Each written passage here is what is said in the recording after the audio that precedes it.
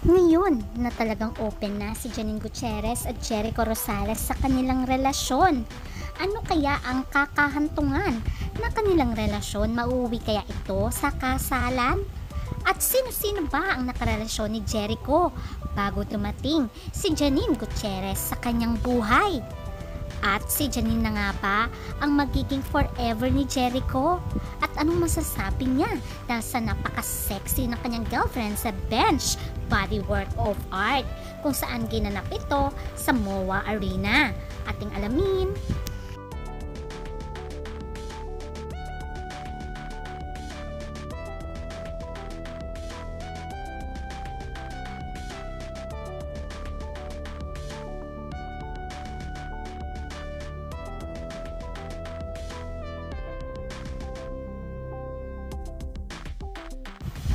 Isa sa maituturing na pinakasikat at napakagaling na artista hindi lang sa Pilipinas, pati internationally ay may mga award na rin ito.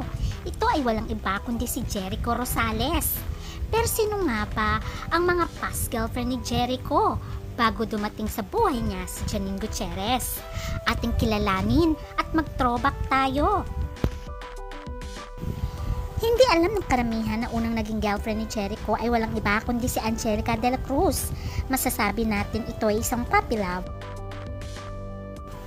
Nakwento rin ni Jericho na yung relationship daw nila ay talagang umaakyat ako ng bakod para makita ko siya. Nagta-tricycle ako, nag-jeep para makita ko siya. Ayon pa sa kanya.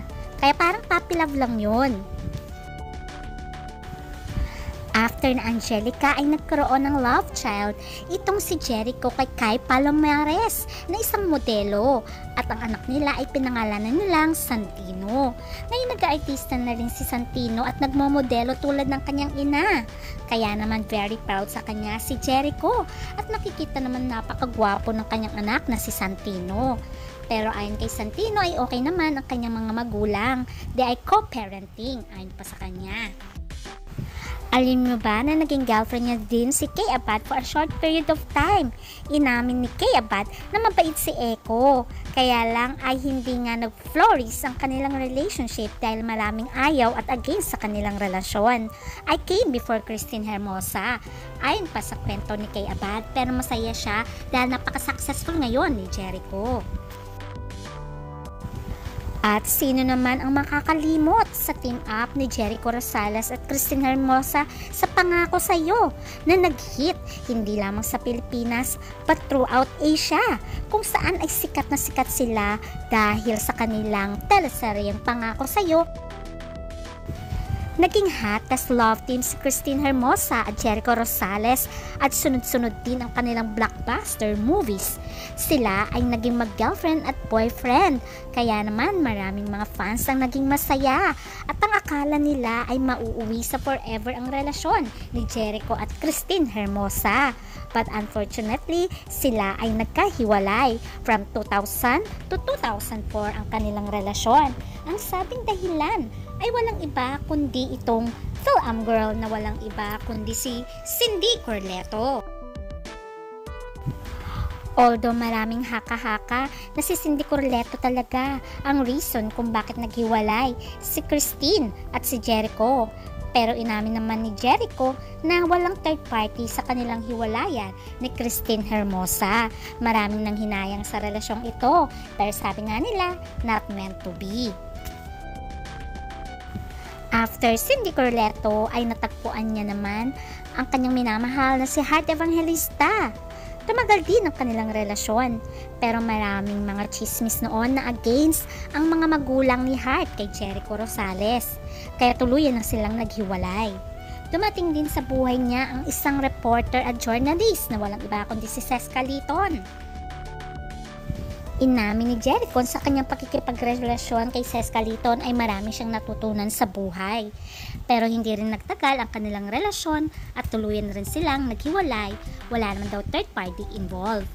Until makilala niya ang modelong walang iba kundi si Kim Jones. Nakilala niya si Kim noong 2011 at nag-propose siya noong 2013. And they got married on May 1, 2014 in an intimate beach wedding in Boracay. Naging masaya naman ang pagsasama ng dalawa at they support each other sa kanilang mga careers. Until may rumors of breakup surfacing September 2022. Pero they attended pa the ABS-CBN Ball together in September 2023.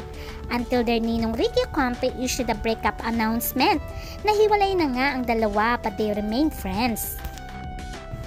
Ayon kay Jericho, ay mas maganda daw na maging mag-best friend na lang sila ng kanyang ex-wife na si Kim Jones at ongoing process na rin ang kanilang legal separation. Paano ba nagkaroon ng relationship si Jericho Rosales at Janine Gutierrez? Bakit sila nagka-inlaban? They met while working on the ABS-CBN series Lavender Fields. At kinumpirma nga ni Jericho na nanliligaw siya kay Janine. Unang naispata ng dalawa na they visited the National Museum in Manila and other places together. At dito na nagkaroon ng ugong-ugong na baka nga nanliligaw si Jericho Rosales kay Janine Gutierrez. Ayon sa kwento ni Jericho, since magkakatrabaho sila ni Janine, kailangan daw makilala niya ito ng gusto para magkaroon sila ng collaboration kung paano gagampanan ng maayos ang kanilang role. Since ang role dito ni Janine ay wife niya, kaya in-invite niya nga si Janine to a coffee. Sa umpisa ay talaga namang in-invite niya lang nga si Janine para magkaroon nga sila ng pag-uusap tungkol sa role. Pero as the days go by, ay inamin ni Jericho na napapawaw siya kay Janine Gutierrez. At sabi niya pa nga, wow, I can spend like 3 hours talking to this girl. That's when I felt something. Ayon pa kay Jericho. Inamin ni Jericho na 2019 pa sila nag-split ng kanyang ex-wife na si Kim Jones. Pero nagsama muli sila nung pandemic time at talaga namang inaayos daw nila ang lahat-lahat ng issues nilang dalawa. But inamin ni Jericho na we weren't able to fix things. And then I went dating. Dahil sabi niya dumating sa phase ng buhay ko na I always had a feeling of okay. Dealing with a lot of things inside at being afraid to would be I able to love again na parang ganun. I dealt with that before I started like seeing people. Ayon pa kay Jericho. Kaya naman sa muling pagdidate ni Jericho Rosales ay talagang sinigurado niya nang wala ng issue sa kanilang dalawa ng kanyang ex-wife na si Kim Jones. At ngayon ay mas maganda daw na maging best of friends na lang silang dalawa. At dito niya na nga nakilala si Janine Gutierrez. Inamin ni Jericho na they were dating ni Janine Gutierrez noong August 2024 habang ginagawa nila ang kanilang teleseryeng Lavender Fields. Habang nasa dating stage si Janine at Jericho, inamin ni Janine na napaka down to earth and friendly ni Jericho. One of the things I like about him is that he's so chill and down to earth. He's friendly with people and doesn't care where you are or how many people are you around. He's outgoing and I guess he's also outgoing in his stories. So his personality is consistent. Ayon pa sa dalaga. Sa pag-amin ni Jericho sa kanilang relasyon ni Janine Gutierrez, ay sinabi niya kanilang relasyon is very light. It always been light. That's what I didn't expect. Things to be like wow, so light and easy. At para bang it's a nice gift and I appreciate it. One of the best gifts na na-receive ko ang pagdating ni Janine sa buhay ko. At sa pagrampa nga ni Janine sa Bench Body Work 2025 runaway ay napawaw lang si Jericho at sinabi niyang she's hot and she's on fire. Ayon pa kay Jericho at very supportive siya sa kanyang girlfriend. Thankful naman si Janine Gutierrez dahil sa pagiging supportive ng kanyang boyfriend. At sa tanong, kung nakikita na ba nila ang isa't isa as the one? At ang sagot ni Janine, grabe naman yung mga tanong. Bago pa lang kami. Ayon pa nga kay Janine. Pero si Jericho ay sumagot, I'm not going to avoid your question. But I think I'd like to keep it on the fun part na. But you mean like for life and everything. Let's just put it this way. Ayon pa kay Jericho.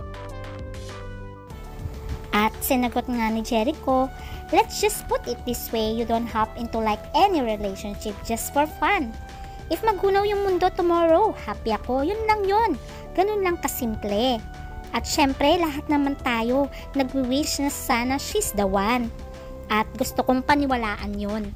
Kaya abangan na lang natin ang susunod na kabanata sa kanilang dalawa. Bye!